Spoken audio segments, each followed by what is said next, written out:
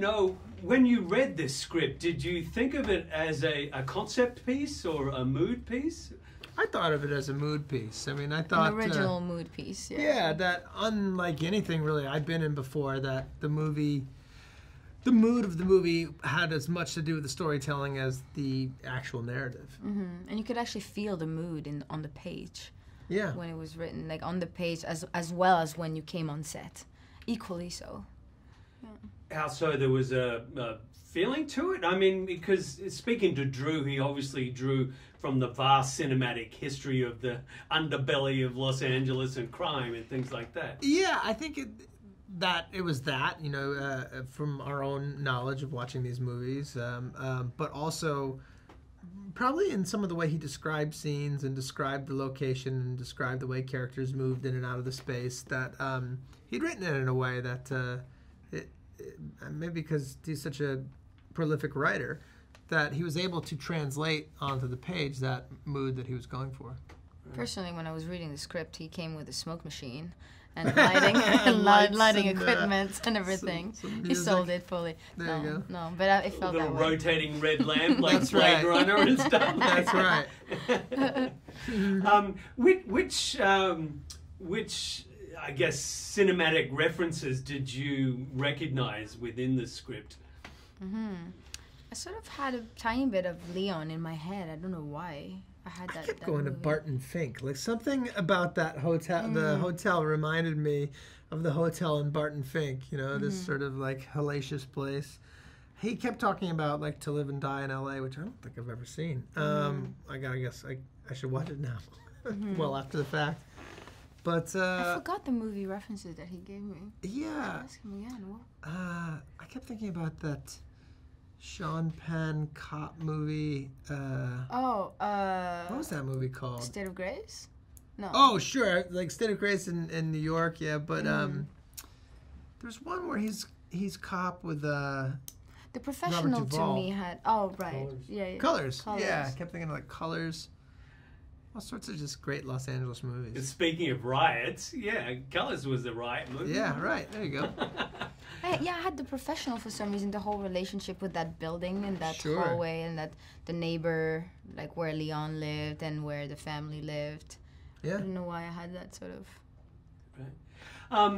How did the film give you a chance to play against type, or something completely fresh for you?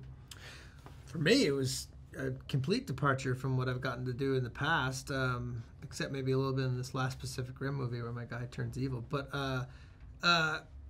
it was great to sink my teeth into just such a despicable character. Yeah. And yet people are still like, hey, great job as the comic relief. What are you going to do? What are you going to do? Hey, it's a blessing. It's a blessing.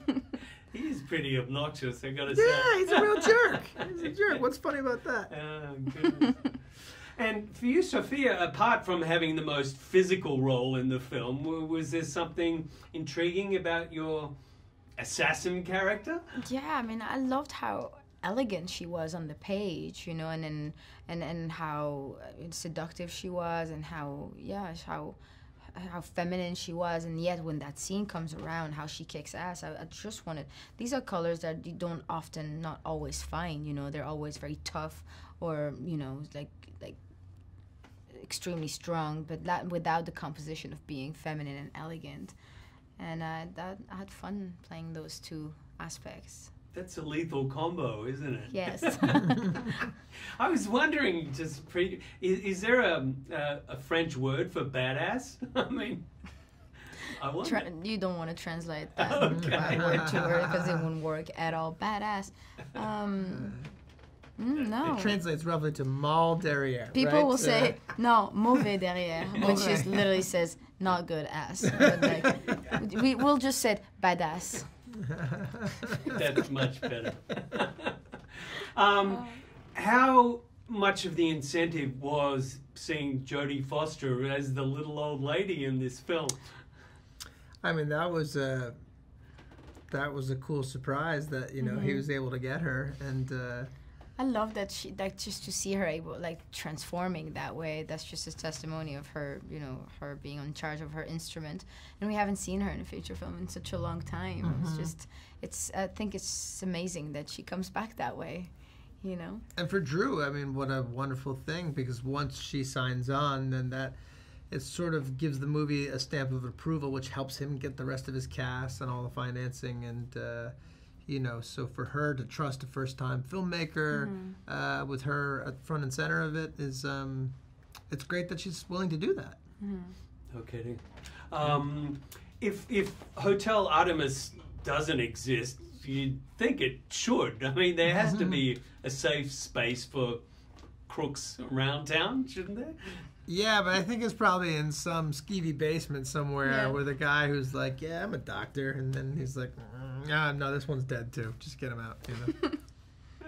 Well, it's only set 10 years in the future, but, you know, some of the medical equipment's quite impressive, you know, robotic surgeons and things like that. The printer.